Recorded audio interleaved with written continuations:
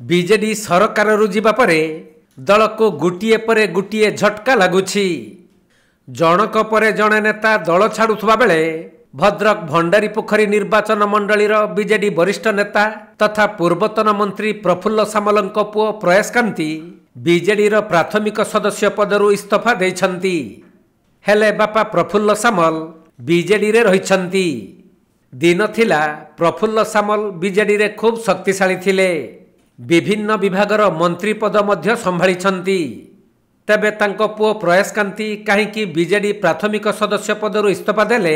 ताहा स्पष्ट भावे जना पड़ी नाही। आज आपण मानकु डाकिबार मुख्य उद्देश्य होला जे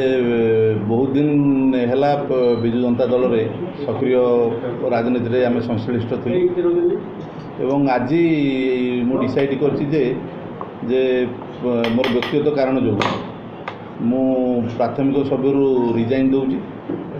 एवं जनरली जमती लोकों संगे रोथली सेमती रही कौन बैनर तले रही न रही साधारण लोकों संगे जमती काम करी सेमती काम करी किंतु विजु जनता दल साधारण जो आमर अच्छी मेम्बरशिप रु माने मो ना आज काटिया अनुरोध करछि माननीय मुख्यमंत्री एवं रिजाइन देछि। ना ना दल सहित कौन वाद विवाद ना कारण ये महान दल आज पर्यंत जो राजनीतिक कैरियर रे मत बहुत आमर विजु जनता दल जो मैंने बड़ भाई मैंने आज नेतृत्व नौकरी से साहाय्य कर आज पर्यंत जदि किसी राजनीति में मोर ना भी फेटी मु धन्यवाद देवी अतनु भाई नहीं कि अरुण भाई संजय भाई बबी भाई विशेषकर माननीय मुख्यमंत्री आशीर्वाद रे 2002-3 बेलू जो मु चेयरमैन नहीं मोर बयस भी बहुत कम थिला एवं विशेषकर वर्तमान सुधा जो राजनीति में मुझी माननीय मुख्यमंत्री जी पीएस थे पांड्यान सार से भूमिका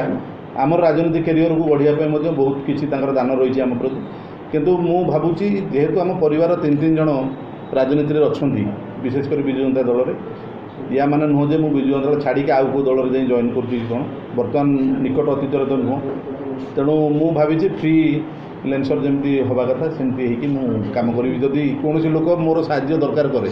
एवं मोर जो साहाय्य दरकार हम मुझे समस्त जापरि तेणु से हिसाब से मुझे भावुची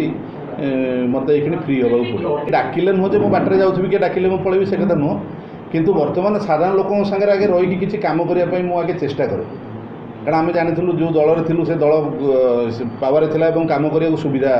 मिलूला आम जहाँ चाहूँ साधारण लोक टी आम साहय कर। भद्रक सुनील दत्तଙ୍କ रिपोर्ट कोणार्क लाइव।